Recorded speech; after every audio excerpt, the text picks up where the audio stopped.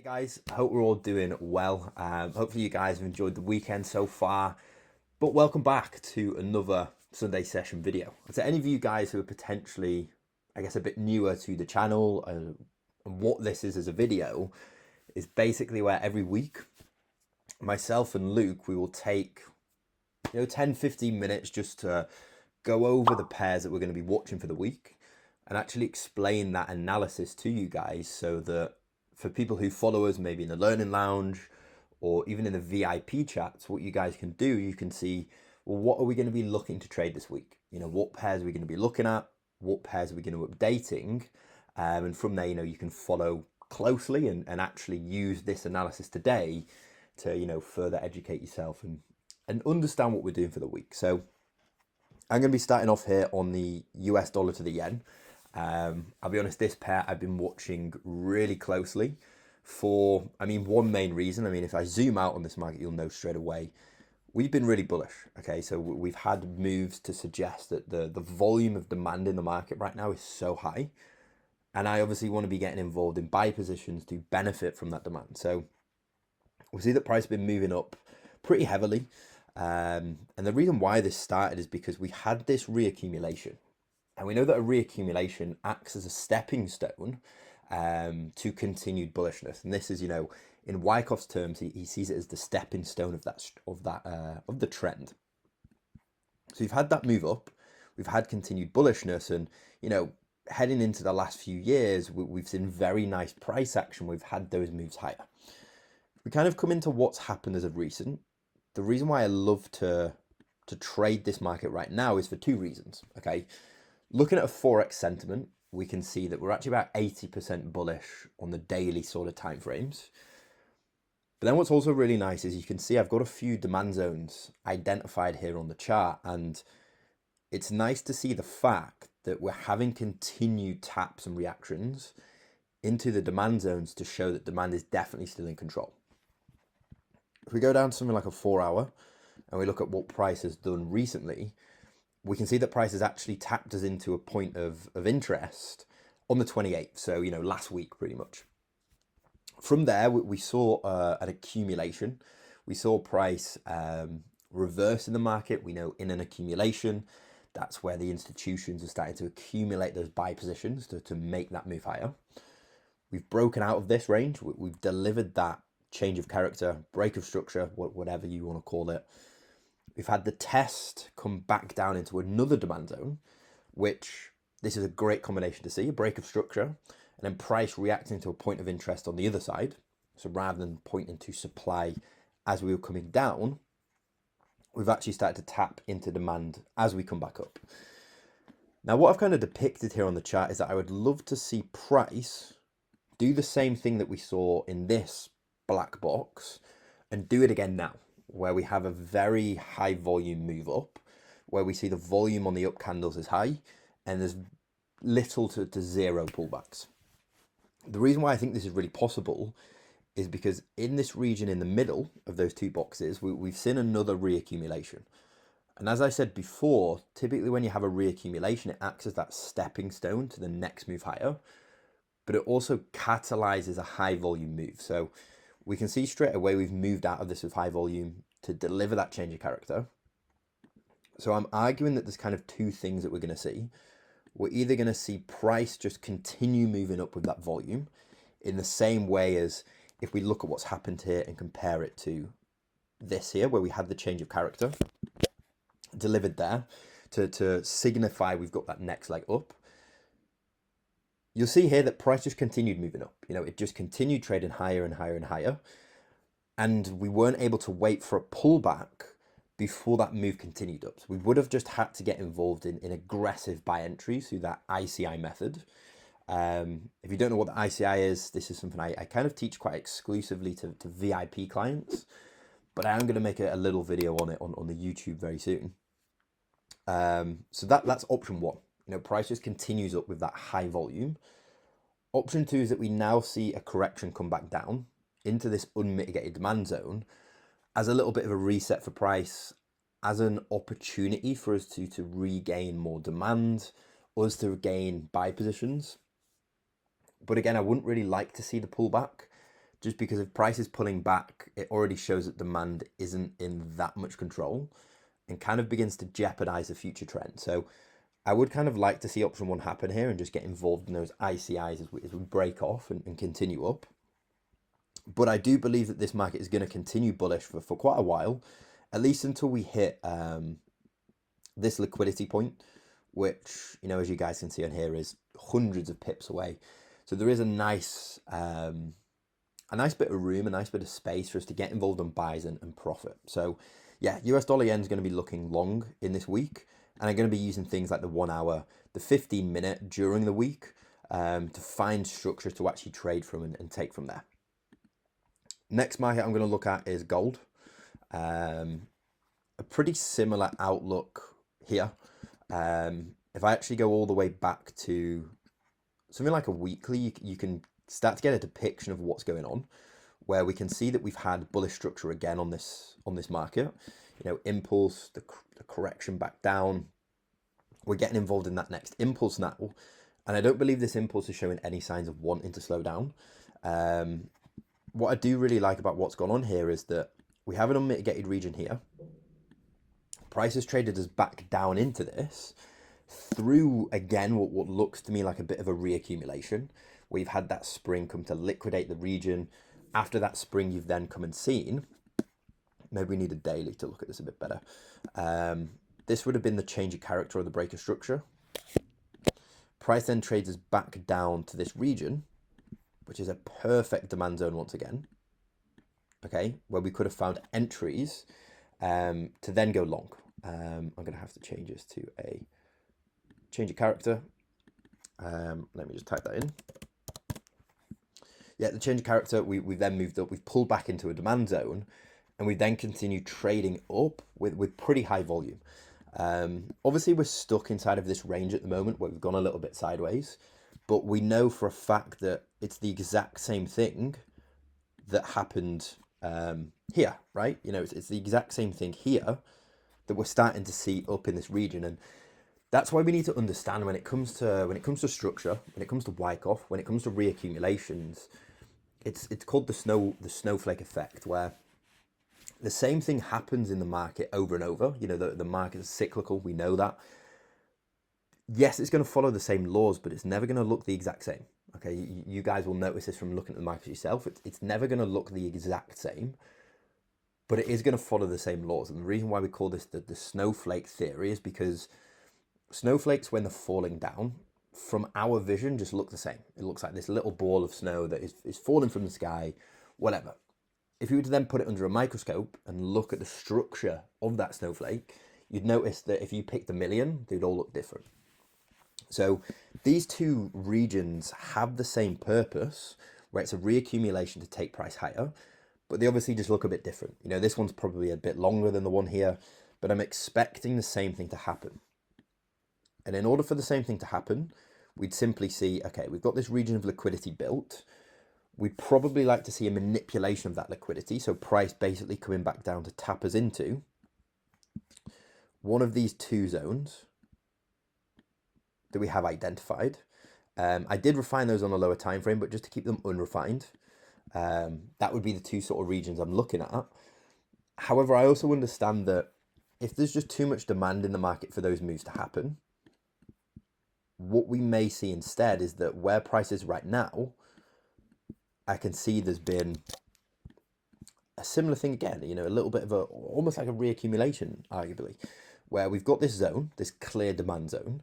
Price has built that liquidity at this region, then had the high volume push through, cleared liquidity, tapped the zone, and started to reverse from that. So price is either going to blow us up through here. We're going to hit this alert. I'm going to know that's a change of character. I'm going to start looking to get involved in the ICIs on the long side. Or alternatively, we see a similar thing as to what we saw back here, where we had signs of us pulling back down. Everybody's getting involved in sales. People looking for supply zones, but they're on the wrong side. Price has then broken that liquidity to manipulate traders into losses before moving higher. So yeah, we're either going to see price just continue from where it is, or we're going to pull back into one of these zones, see the reversal, and get involved. So I'm also bullish on gold. Also a bullish bias here for the reasons I've just stated. So yeah, dollar, yen, gold, two main markets I'm looking at. Definitely on the long side, the bullish side. So obviously, guys, if you're not involved in the Learning Lounge or the VIP chats, make sure to give us a message. Make sure to ask us how to get involved in these, because we're going to actually be updating the analysis. Obviously, the VIP clients get like live analysis, real-time analysis. I even explain to them how I'm looking to enter. And you guys in the Learning Lounge get a bit more of a delayed result, but nonetheless, you get to see how we're trading it moving forward. So yeah, hopefully you guys have enjoyed the analysis I've provided today. What I'm going to do now is I'm going to pass you on over to Luke, who's going to go through a few pairs of his own and show you guys his outlook. Thank you, James, for providing that analysis there on the pairs that you've looked at. What I'm going to do is now look at some of the pairs that I'm looking at tackling this week, some of the things that are on my watch list, and a few pairs that I feel hold really good potential in positions that we could look to place. Now, I've had quite a few requests from clients in the VIP chat with regards to some of the pairs they want to see me analyse. So I thought, because there was quite a few requested, I'm not going to cover them in the Sunday sessions video. What I'll do is I'll actually create a separate video for those designated pairs, just so it keeps the Sunday sessions somewhat short and sweet, and it just covers my actual watch list rather than the client's requests. So we're going to be looking at Great British Pounds to the Australian dollar, the Euro to the New Zealand dollar, and XAU USD.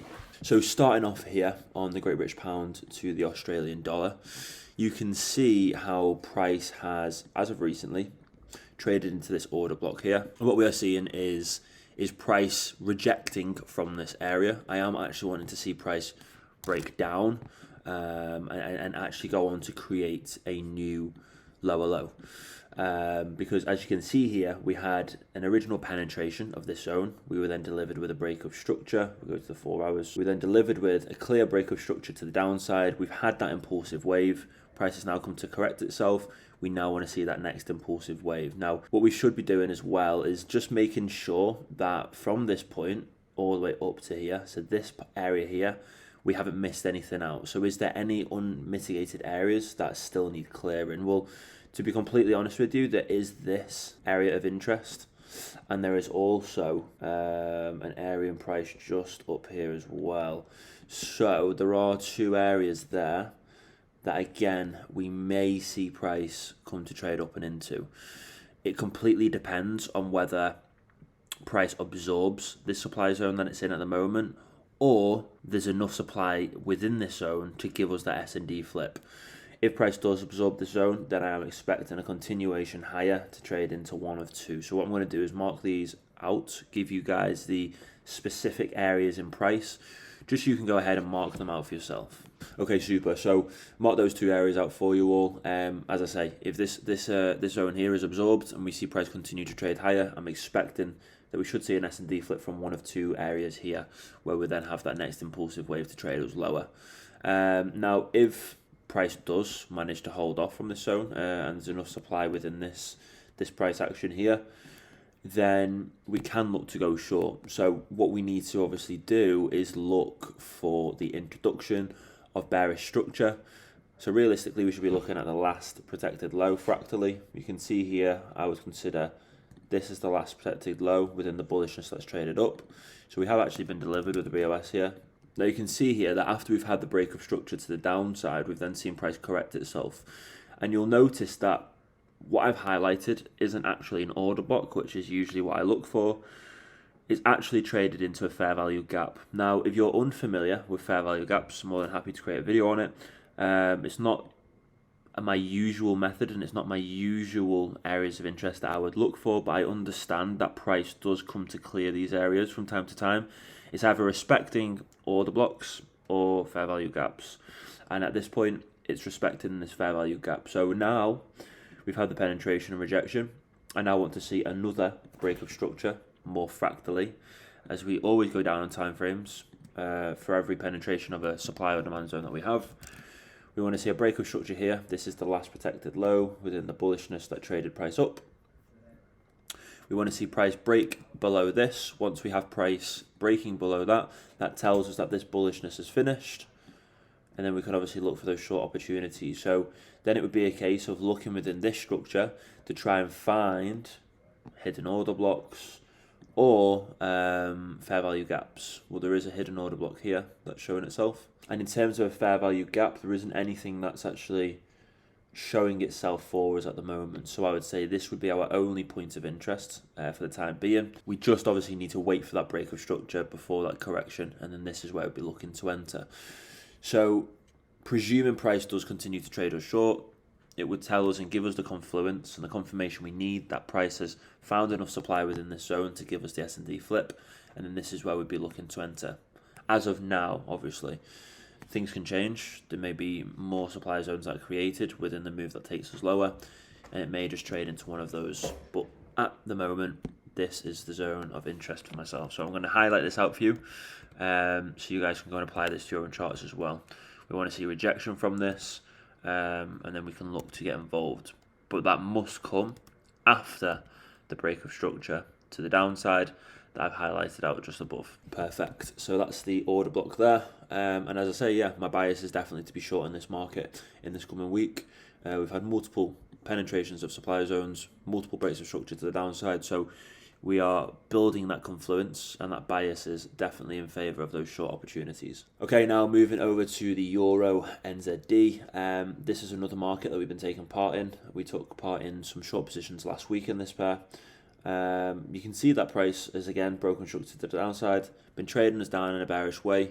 We had price come to correct itself. I had an OB here that I wanted to see price trade into and reject from. We had that trade in and a rejection. However, I have set my take profit just a little too low, because price actually ended up coming just to clear this imbalance here before trading us higher. So there obviously wasn't enough supply within the within this zone to give us that full S&D flip, breaking these lows here, because that's what I was expecting. I was expecting price to break these lows that have been created to go on to create new lower lows, as that would be giving us that bearish structure that we so desire. Now, our obviously second point of interest is now this one here. The area and price is there for you all. We just want to see price clear this zone and reject to the downside. Once we have been delivered with the right confirmation we need, that's when we can obviously look to take part in short positions in this market. I am expecting price to probably come up to trade higher, maybe into the 50% mark before trading goes lower.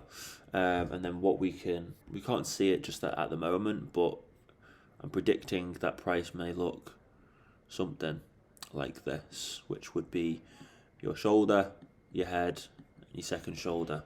We'd have the break of structure we need. We'd obviously get in on the pullback, the trade price lower. So it's almost like we can predict and we can see what price is looking at forming. This looks to be a clear distribution. So again, this is somewhere I will be looking to go short from. I just need to wait for further confluence and for my bias to be built in order to actually take part in shorts in this market again. But ultimately, yes, last week's position, we managed to generate 3.5 RR, which is amazing. If you're risking 2%, you're looking at 7% returns. You're risking 1%, you're looking at 3.5. So very good trade. Just didn't take profit on this one for the full amount, but we still made a good amount from the actual trade itself. Okay, XAU USD is the last pair I'm going to be analysing within this Sunday sessions video, and then head over to the second video that I've created for the client's requests. So you can see here, I've got 3 areas of supply marked out. I am expecting price to fill one of these order blocks, and for enough supply to give us that S&D flip to the downside. I do want to see price trade us lower, and I'm expecting price to trade us lower. Obviously, this is a precious metal, and we understand that gold is always going to hold value, and it's always going to increase in value. Okay, it's linear that it trades in a bullish way. Now, this doesn't mean to say that price doesn't correct itself. At the end of the day, in order for banks, institutions, people like ourselves to profit when it comes to buying and selling the likes of gold, there still needs to be some kind of down move. The demand for this precious metal increases because people want to be buying in because it's at a cheaper price. And that's obviously how the markets work. So I am expecting a down move, a corrective wave, once we trade us lower, fill this gap maybe as an example, we'll then see that next hike up, creating some new highs. But yeah, I am wanting to see price trade up and into one of three for enough supply to be introduced to give us that corrective wave to the downside. So I would suggest pausing the video now, marking these areas out for yourself, just so you've got them as points of interest. We simply want to see price trade in, reject nicely to the downside, break the last protected low within the bullishness that's traded into these areas, and then obviously go on to trade us lower. We would get involved in this market on the initial corrective wave that would follow after the break of structure. You'll notice here as well, as I go down on the time frames, I had this marked out as an area of interest for us to get involved in buy positions. This was actually a pending order that I sent out to the guys. I'll throw it up on screen now. I was expecting price to trade down from here and then trade us in before I move up, but we saw price continue to trade us higher. Then obviously we were hit with fundamentals. Price actually traded down, activated that pending order, and we have since seen price trade very well. So this is another great position that we are actually involved in as we speak, and I'm expecting that we should take profit on this trade within the coming days, post open obviously. But yeah, that's actually going to summarize my segment of the Sunday sessions video. I hope you guys have enjoyed James's analysis as well. We've gone over a few pairs there that hold good potential for the coming week. We had a brilliant month in January with, I believe it was 10 wins, 1 break even and 2 losses. And if all positions were to be held with no partial taken, no SL moves, we would have walked away with 77% returns for the month. Obviously, we integrate risk management with the positions we are placing. We take partials throughout. We apply safety measures. So our take home wasn't that much.